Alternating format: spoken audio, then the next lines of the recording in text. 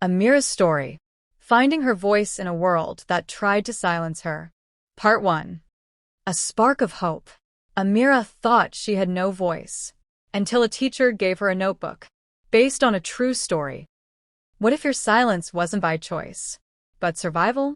This is the story of a girl who had no voice in the world until she found it in a notebook. Listen attentively to this story and subscribe to our channel for more. She hid her pain behind a smile, but one stranger changed everything. Sometimes the strongest people carry the heaviest burdens silently. You might have seen her and never known what she was hiding. A true-to-life story of grief, courage, and hope. Amira's life was simple but full of love. Her father was her hero. Her mother made everything feel safe. Their tiny home echoed with laughter. Sometimes life was simple but full of love. One rainy night, everything changed. A screech of tires, a broken bicycle, and silence that never left. Amira lost both of her parents. No warning, no goodbye. Her world collapsed without a sound. Amira moved in with her aunt. A house too full, too loud, too distracted. 5 cousins, 1 bedroom, no space to think, no place to cry. Everyone knew she'd lost everything, but no one really asked how she was. They thought silence meant strength. She was just trying not to fall apart. School became her only escape. She sat in the back, quiet, invisible. No one asked why her uniform was worn. No one asked why she never ate. They saw her, but they didn't see her. But in her notebook, she wrote and wrote. And that was enough to survive. After school, she quietly sat on the steps. She wrapped her arms around herself, seeking any bit of warmth. The next morning, her stomach ached quietly. There was no bread, no tea, just silence. Still, she tied her hair, packed her books, and walked to school, like nothing was wrong. By 3rd period, her body began to whisper. Her hands trembled.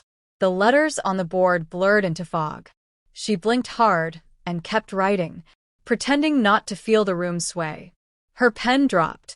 A soft clatter echoed in the silence. Her fingers twitched, then froze. Her head slowly followed, resting on the desk like sleep had claimed her. But this wasn't sleep. This was her body giving up. Nobody fast. No plant. No one asked. The room spun. Her knees gave way. And before anyone could call her name, Amira collapsed. Gasps filled the room. One student screamed. Another stood frozen. Chairs scraped. Books fell. But Miss Clara moved faster than anyone. She dropped to her knees beside Amira, her voice shaking. Call the nurse. Now. The class stood still as Amira's small frame was lifted gently, her arm limp, her breathing shallow. Miss Clara held her hand all the way to the infirmary. She didn't let go.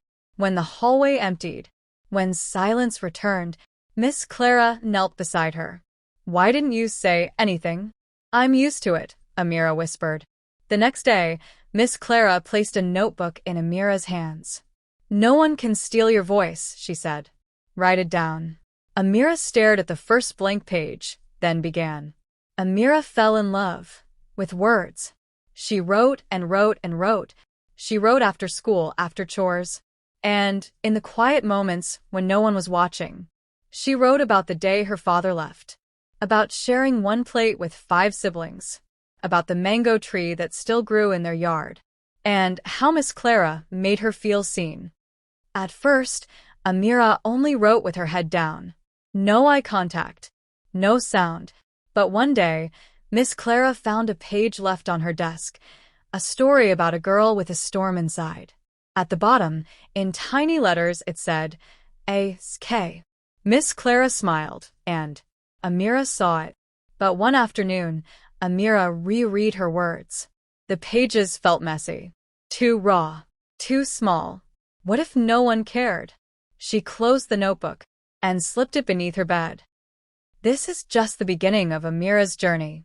You've seen how her voice was found, but not how the world heard it. Stay tuned for part 2. Subscribe, like, and share to follow her full story.